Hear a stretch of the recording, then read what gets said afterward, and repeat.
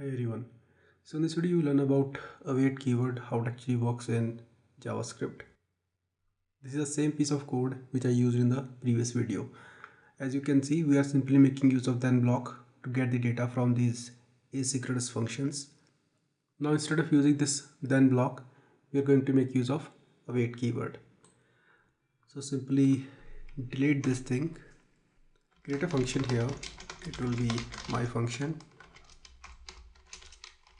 And this function will be asynchronous function. Here you have to make use of await keyword. So we are getting this message 1 from get message 1 function,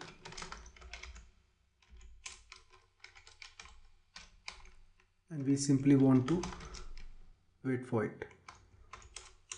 When we'll get that message, we want to pass that message to get message 2 function like this. Then we'll get message 2, then message 3, and then 4. Change it here also. Great. So this is pretty much similar to using a then block. Instead of using then keyword, we are making use of await keyword. And whenever you are using await keyword, make sure you put async here. Okay. Now we got the message 4, so it's time to call print message, but this does not need to be asynchronous. So print message, your fourth message, which is the final message.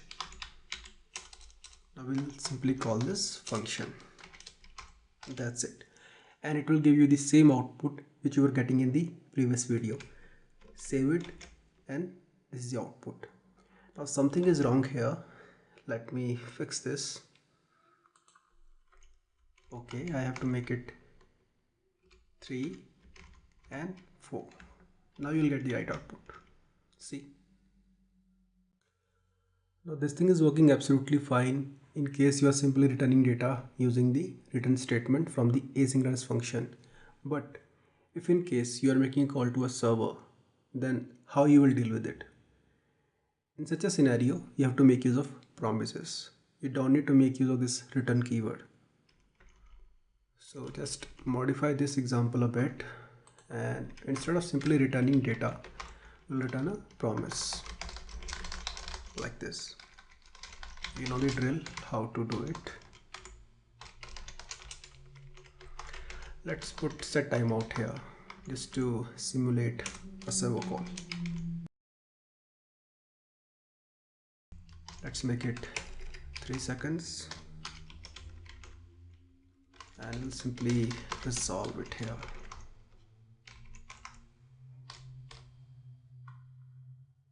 Now just copy and paste it here,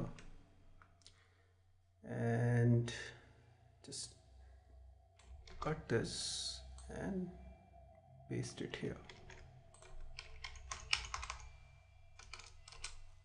Let's do one thing, make it 1 second, make it 2 seconds.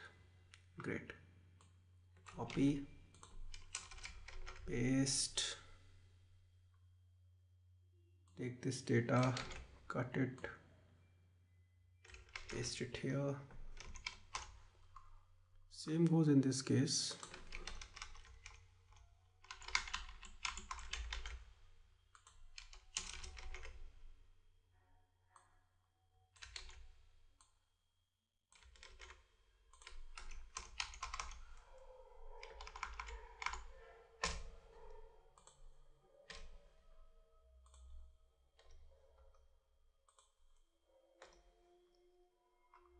Make it 3 seconds, make it 4 seconds.